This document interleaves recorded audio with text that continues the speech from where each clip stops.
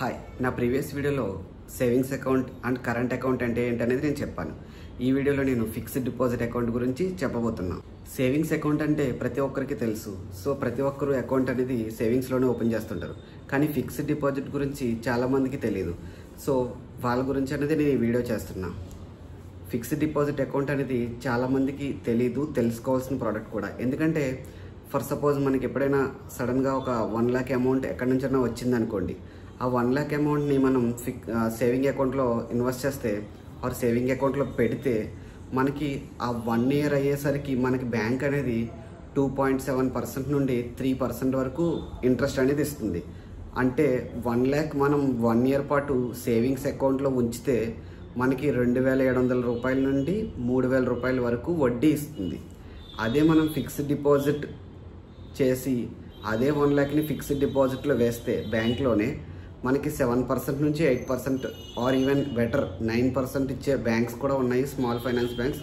So అలాంటి వాటిలో కనుక మనం ఫిక్స్డ్ డిపాజిట్ చేస్తే మనకి 1 lakhకి 1 yearకి 7,000 నుండి 9,000 వరకు ఇంట్రెస్ట్ అనేది వస్తుంది. సో ఇఫ్ మీ దగ్గరే కానీ డబ్బులుండి మీకు ఈ ప్రోడక్ట్ గురించి ఐడియా లేకపోతే ఒక్కసారి ఆలోచించండి, మీరే ఎంత మనీ అనేది లాస్ అవుతున్నారో. దీని గురించి మరింత డీటెయిల్డ్గా మనం ముందుకు వెళ్దాం వీడియోలో. ఫిక్స్డ్ డిపాజిట్ అంటే ఇక్కడ పేరులోనే ఉంది ఫిక్స్డ్ అని. అంటే ఇక్కడ మనం ఇన్వెస్ట్ చేసే అమౌంట్ అండ్ టైం పీరియడ్ అనేది మనం స్టార్టింగ్ అకౌంట్ ఓపెన్ చేస్తున్నప్పుడే ఏదైతే మెన్షన్ చేస్తామో ఆర్ మనం చెప్తామో బ్యాంక్కి, నాకు 1 yearకి 1 lakh అమౌంట్ని మీరు ఇన్వెస్ట్ చేయండి అని చెప్పి ఆ అమౌంట్ కానీ ఆ టెన్యూర్ అంటే టైం పీరియడ్ కానీ చేంజ్ చేయడానికి అనేది కుదరదు. అంటే సపోజ్ నా దగ్గర 1 lakh అమౌంట్ ఉంది, నేను 1 year పాటు దాన్ని ఇన్వెస్ట్ చేయాలనుకుంటున్నా. సో నేను బ్యాంక్ వెళ్ళి నాకు 1 yearకి 1 lakh అమౌంట్ని ఫిక్స్డ్ డిపాజిట్ చేయండి అని ఫామ్ ఫిల్ చేసి బ్యాంక్ వాళ్ళకి ఇస్తే వాళ్ళు ఒక అకౌంట్ ఓపెన్ చేస్తారు స్పెషల్గా. దీనికి మనకు సేవింగ్స్ అకౌంట్తో పాటు సెపరేట్ అకౌంట్ నెంబర్ అనేది వస్తుంది. సో ఇదే ఫిక్స్డ్ డిపాజిట్ అకౌంట్ నెంబర్ అవుతుంది. సో వన్స్ ఈ అకౌంట్ ఓపెన్ చేసిన తర్వాత ఆ అకౌంట్లో మనం మళ్ళీ ఒక 10,000 మన దగ్గర అమౌంట్ ఉండి ఆ అకౌంట్లో వేయాలంటే మనం వేయలేం. అలాగే ఇక్కడ మనం 1 year ఇండికేట్ చేసాం కదా, టెన్యూర్ అంటే టైం పీరియడ్, ఇది 1 year పాటు ఉంచాలి అని. సో ఈ 1 year పాటు అనేది కూడా చేంజ్ అవ్వదు ఆ అకౌంట్ రిలేటెడ్గా. సో నాకు మధ్యలో అవసరం వచ్చింది 1 lakh అనేది. అప్పుడు ఏంటి, 1 year వరకు నేను వెయిట్ చేయాలా అంటే అవసరం లేదు. ఇది మనకి మధ్యలో కావాలంటే మనకి ఏదైతే అకౌంట్ నెంబర్ ఓపెన్ చేశారో ఆ అకౌంట్ని క్లోజ్ చేసి మన అమౌంట్ని మనకి ఇస్తారు. కాకపోతే అక్కడ మనకి కొంచెం పెనాల్టీ పడుతుంది. Penalty in the sense, penalty అంటే ఏంటంటే మనకి 1 yearకి 1 lakh అమౌంట్ ఇన్వెస్ట్ చేసినప్పుడు మనకి ఎగ్జాంపుల్గా 7% ఇంట్రెస్ట్ ఇస్తున్నారు అనుకోండి. ఫర్ ఎగ్జాంపుల్ నేను 6 months మాత్రమే ఉంచా ఆ 1 lakhని. అప్పుడు బ్యాంకు 7% కాకుండా ఒక 5% ఇంట్రెస్ట్ అనేది ఇస్తుంది. అంతేకాని మన 1 lakhలోంచి ఒక 2,000 3,000 కట్ చేసుకుని 97,000 ఇవ్వదు. సో 6 monthsకి 5% ఇంట్రెస్ట్తో ఇస్తుంది. అంటే ఆ టైం పీరియడ్కి ఆ బ్యాంక్లో ఏదైతే రేట్ ఆఫ్ ఇంట్రెస్ట్ ఉందో ఆ రేట్ ఆఫ్ ఇంట్రెస్ట్ ప్రకారం మనకి వడ్డీ అనేది తిరిగి ఇచ్చేస్తుంది బ్యాంకు. సో ఇలా నేను 1 yearకి వేసేస్తే అది లాక్ అయిపోద్దేమో, దాన్ని మళ్ళీ నేను తీయలేనేమో అని ఎప్పుడు భయపడకండి. దీంట్లో ఫిక్స్డ్ డిపాజిట్లో వేసుకుంటే మనకి 2 advantages ఉన్నాయి. ఒకటి, మనకి బాగా ఎమర్జెన్సీ అయితేనే మనం క్లోజ్ చేస్తాం. రెండోది, ఒకవేళ బాగా ఎమర్జెన్సీ అయినా క్లోజ్ చేసినప్పుడు మనకి సేవింగ్స్ అకౌంట్లో వచ్చే ఇంట్రెస్ట్ కంటే ఫిక్స్డ్ డిపాజిట్లో వచ్చే ఇంట్రెస్ట్ అనేది ఖచ్చితంగా ఎక్కువే ఉంటుంది. సో ఓకే, నా దగ్గర 1 lakh అమౌంట్ ఉంది, నేను 1 year పాటు దాన్ని ఇన్వెస్ట్ చేస్తాను. అండ్ సడన్గా నా దగ్గర ఇంకొక 50,000 అమౌంట్ వచ్చింది. సో ఇప్పుడు నేను ఈ 50,000 కూడా ఆ ఫిక్స్డ్ డిపాజిట్ అకౌంట్లో వేద్దాము అని అనుకుంటున్నా. అది పాసిబుల్ అవుతుందా అంటే అవ్వదు. సో సేమ్ అకౌంట్ నెంబర్లో ఆల్రెడీ మీకు 1 lakh ఫిక్స్డ్ డిపాజిట్ చేసినప్పుడు ఒక అకౌంట్ నెంబర్ అనేది ఇస్తుంది బ్యాంకు. సో మళ్ళీ మీరు 50,000 తీసుకెళ్ళి అదే ఫిక్స్డ్ డిపాజిట్ అకౌంట్లో వేయాలంటే అవ్వదు. ఇక్కడ మీకు 2 ఆప్షన్స్ ఉంటాయి. ఒకటి, మీరు ఈ 50,000ని సెపరేట్గా ఇంకొక ఫిక్స్డ్ డిపాజిట్ చేసుకోండి.